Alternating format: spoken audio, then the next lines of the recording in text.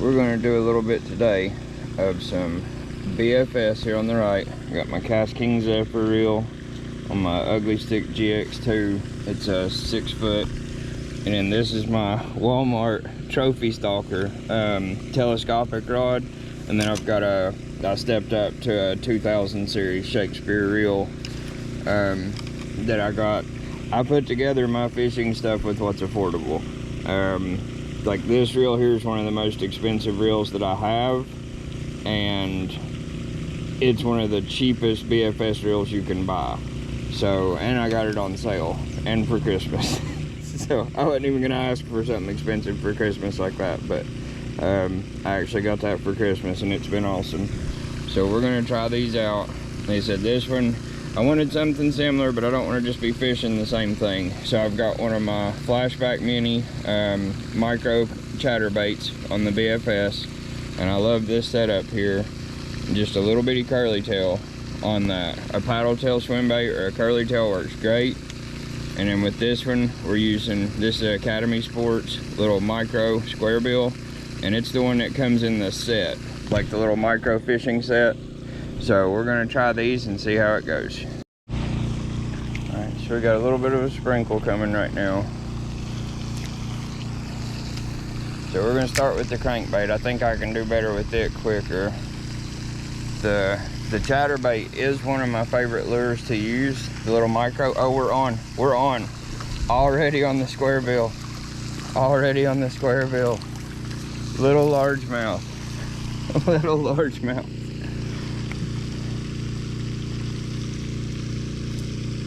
Both of these lures I have confidence in, but the micro chatterbait, I prefer it mostly if I'm fishing in current, and I'll explain why here in a second. Look at that little guy. He's doing his job crushing that little square bill. They're about proportional for each other. All right, buddy, let's let you go back.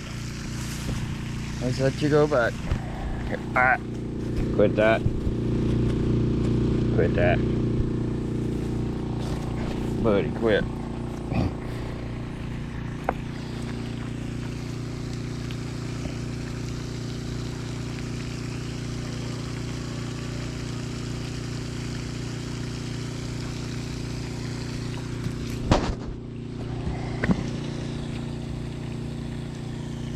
This little guy is active.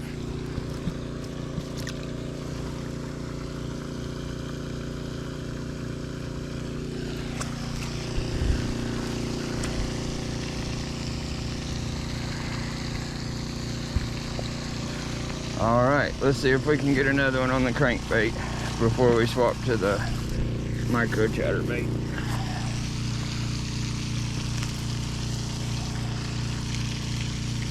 So I just cast out this little chatterbait, or crankbait here, the square bill. I cast it out, and usually if I'm using a square bill or something, I start reeling as soon as it hits the water. With other lures, I'll let them either fall or let it sit until the ripples go away. Square bill is one of the only ones I immediately start cranking down. But I'm going with a slow retrieve.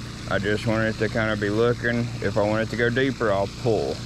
But I'm not gonna like reel faster. I'm in some algae on my line, so I'm trying to keep it clear of that. And there we go. There we go. And this is a true bluegill. True bluegill. Trying to hook me. Quit. Quit. Okay. Alright, we're gonna get you off of here. Number 2, little bluegill here. Aggressive little guy. There he goes.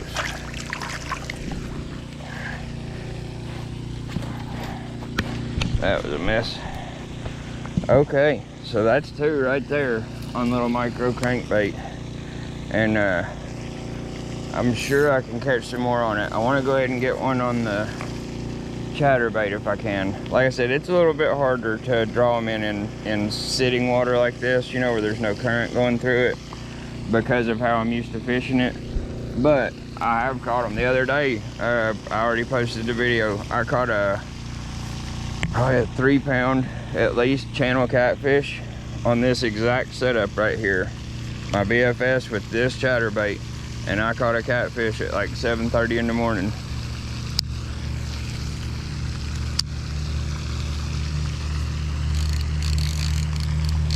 I got caught up in some of that foliage over there. Let me get this cleared off.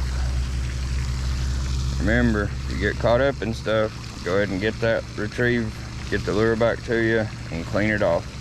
Because you're just wasting time trying to fish with all that junk on your lure.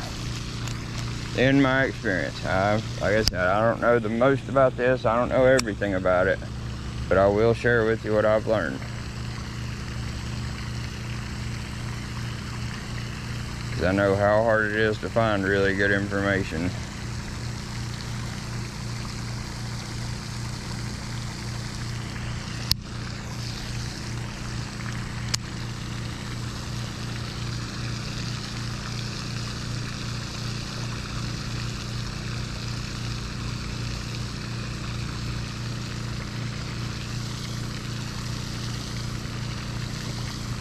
This reel does have a high gear ratio for a BFS. Well, just in my opinion. So I have to remind myself over and over and over, real slow.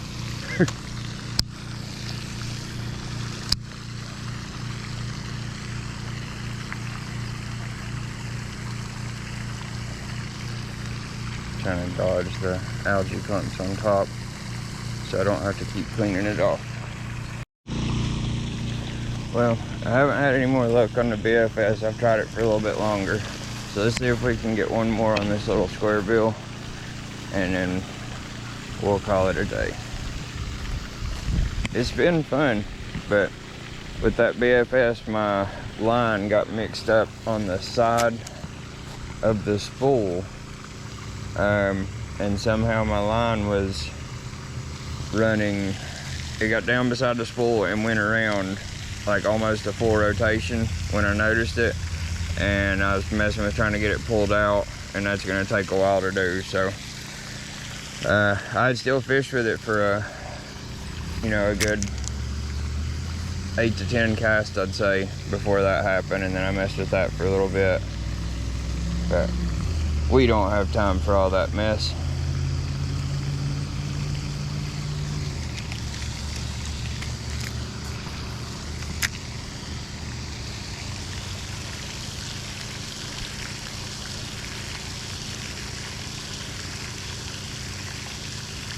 Like I said, if you're wanting this crankbait to go deeper, you just pull towards you, and that'll drive it down a little ways deeper. You know, as small as they are, they're not going to dive, you know, as far as you think, even on really light line. Like, I think this is 6-pound line at the most. But the lighter line, the deeper the lure will go. The slower you reel it, it will stay closer to the top. So that's why you'll notice with different lures, I do little twitches and stuff as I'm reeling it in. And there's different reasons I do it, but one of them is it keeps the lure diving down. Because on a straight retrieve, really slow. Whoops, my bad. On a slow retrieve, you know, slow reeling it like a long cast, you want it to be going deeper, especially in like the center of the pond, like where I'm coming across from there. So I'm gonna reel it, but I'm gonna pull the rod back towards me, and that helps drive it down some. I had a bite there. They're not responding to this thing as well as they did at the other part of the pond. We'll keep trying it here. Cast really well. That's for sure. Let's just let it sit on top and see if something will hit it. Nope. Okay, we'll start our retrieve.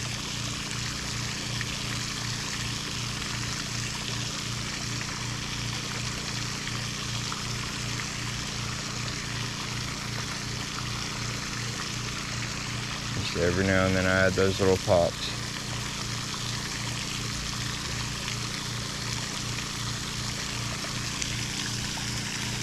And if I do that for a while and it doesn't seem to do anything, I'll try just a straight retrieve. you know, and maybe twitch my wrist a little bit to add a bit of action to it.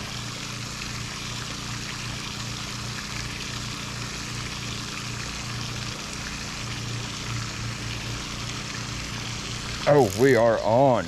Oh my goodness, we are on. We are on a very, very nice bass.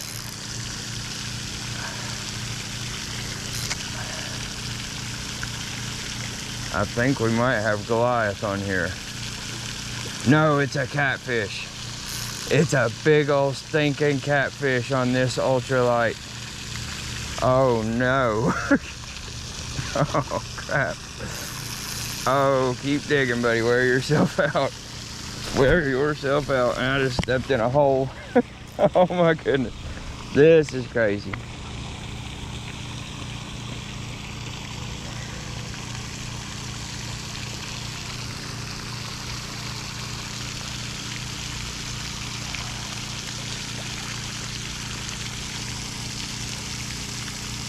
Catfish on an ultralight on a square bill crankbait. We're working on it.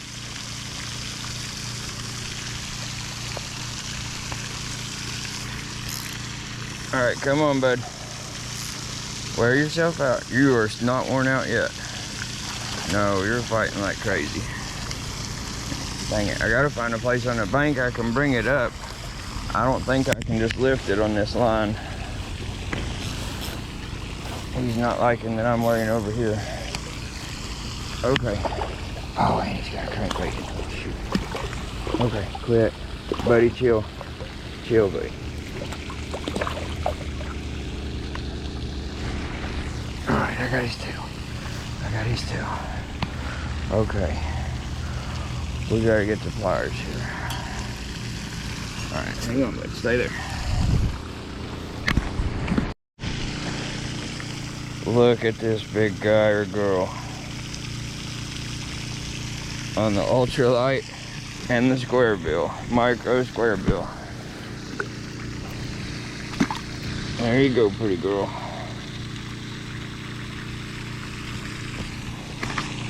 Well, that was fantastic. Thank you, Lord.